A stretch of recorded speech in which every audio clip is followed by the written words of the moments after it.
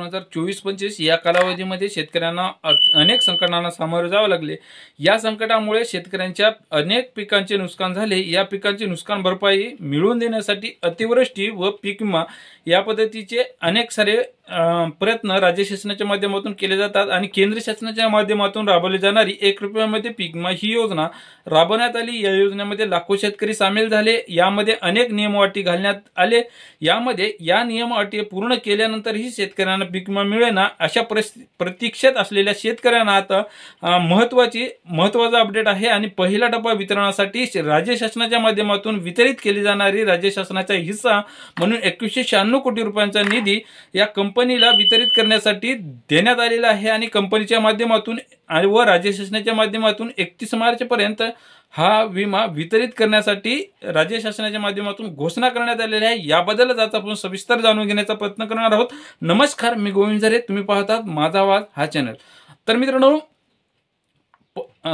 मित्रांनो आता खरं तर हा मार्च महिना चालू आहे। 100% म्हणजे यील्ड बेसवरती 100% दिला जाणारा पीक विमा मिळणे आवश्यक होते, गरजेचे होते, परंतु जे मिळते ते योग्यच अशा पद्धतीने शेतकऱ्यांना मान्य करून घ्यावं लागत आहे।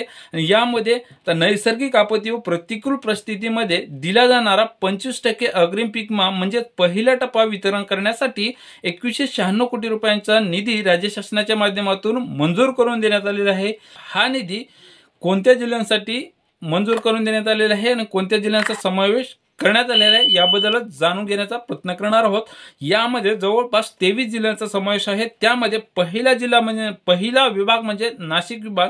नाशिक विभागामध्ये वैयक्तिक क्लेम करणारे नाशिक, यामधील धुळे या जिल्ह्यामध्ये वैयक्तिक क्लेम करणाऱ्यालाच हा पीक विमा मिळणार आहे। त्यानंतर यामधील नंदुरबार, जळगाव, अहिल्यानगर व नाशिक जिल्ह्यांचा समावेश यामध्ये झालेला आहे। त्यानंतर विदर्भातील काही जिल्ह्यांचा समावेश होते। त्यामध्ये वर्धा, भंडारा, नागपूर, गोंदियामधील काहीच महसूल मंडळांचा समावेश यामध्ये करण्यात आलेला आहे। त्यानंतर आता पश्चिम विदर्भामध्ये यवतमाळ जिल्ह्यातील महसूल मंडळ सोयाबीन या अग्रिम पीक विम्यासाठी या अगोदरच यवतमाळ जिल्ह्यांचा अग्रिम 25% पीक विमा सुरू होता आणि यासमोरही चालू राहणार आहे। त्यामध्ये पश्चिम विदर्भातील बुलढाणा, अमरावती, अकोला, वाशिम या जिल्ह्यांनाही हा पीक विमा मिळणार आहे। त्यानंतर पुणे विभागामध्ये कोल्हापूर, सांगली, पुणे, सोलापूर मधील काहीच महसूल मंडळे आणि वैयक्तिक क्लेम करणाऱ्यांचा समावेश यामध्ये 25% अग्रिम पीक विमा मिळण्यासाठी होणार आहे। त्यानंतर आताचा विभाग म्हणजे छत्रपती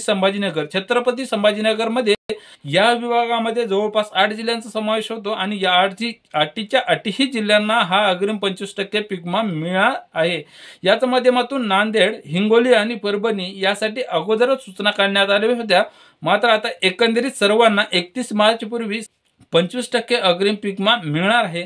त्यानंतर आता पाहूयात अतिवृष्टीची रक्कम ही मंजूर करण्यात आलेली आहे। याबद्दलचा सविस्तर राज्य शासनाच्या माध्यमातून सविस्तर GR सुद्धा काढण्यात आलेला आहे। याच माध्यमातून हा अतिवृष्टीची नुकसान भरपाई जून ते सप्टेंबर या कालावधीमध्ये अतिवृष्टी झाली, याच माध्यमातून अतिवृष्टीच्या नुकसान भरपाईपोटी शेतकऱ्यांना मिळणारी मदत यासाठी 2920 कोटी रुपयांचा निधी राज्य शासनाच्या माध्यमातून मंजूर करून देण्यात आलेला आहे। त्याबद्दलचा सविस्तर GR 18 मार्च 2025 रोजी काढण्यात आलेला आहे आणि 18 मार्च 2025 रोजी अतिवृष्टी नुकसान भरपाईसाठी व गारपिटीसाठी असे बरेच सारे नुकसानपोटी 4 GR काढण्यात आलेले आहेत। त्याबद्दल हा निधी उपलब्ध करून देण्यात आले आहे। त्यामध्ये 2920 कोटी रुपयांचा निधी मंजूर करून देण्यात आले आहे।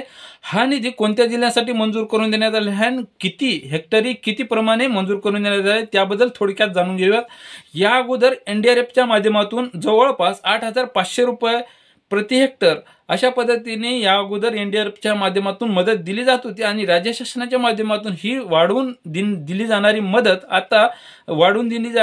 13,600 रुपये प्रति हेक्टर याप्रमाणे दिली जाणार आहे।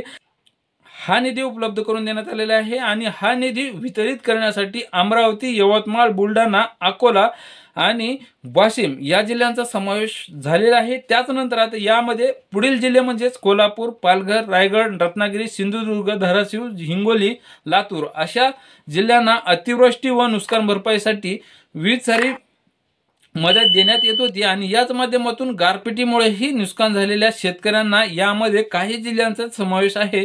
त्यामध्ये सविस्तर विवरणपत्र जो काही 18 मार्च 2025 रोजी GR काढण्यात आलेले आहे. यामध्ये सविस्तर विवरणपत्र देण्यात आलेले आहे. त्यामध्ये कोणत्या जिल्ह्यांसाठी किती रक्कम, याबद्दल किती शेतकऱ्यांचा समावेश यामध्ये झालेला आहे, याबद्दल सविस्तर माहिती देण्यात आलेली आहे.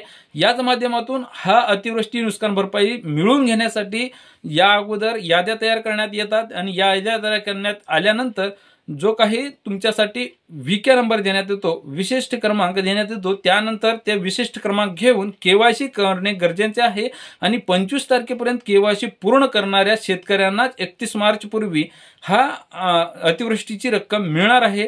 तर मित्रांनो, ही माहिती पीक विमा 25% अग्रिम पीक विमा पहिला टप्पा आणि त्याचनंतर अतिवृष्टी नुकसान भरपाई याबद्दल थोडक्यात माहिती जाणून घेण्याचा प्रयत्न केलेला आहोत. तर मित्रांनो, ही माहिती तुम्हाला अवश्य उपयोग पडेल ही आशा करतो. पुन्हा भेटूयात अशाच माहिती. तोपर्यंत या चॅनलवरती तुम्ही नवीन असाल तर या चॅनलला नक्की सबस्क्राईब करा. जो काही लाल काळा सबस्क्राईबचा बटन आहे त्यावरती क्लिक केल्यानंतर तुम्हाला याबद्दलच्या नवनवीन व्हिडिओची अपडेट वेळोवेळी नोटिफिकेशन मिळत राहील. पुन्हा भेटूयात अशा नवीन माहिती. तोपर्यंत तुमची व तुमच्या जवळच्या माणसाची काळजी घ्या.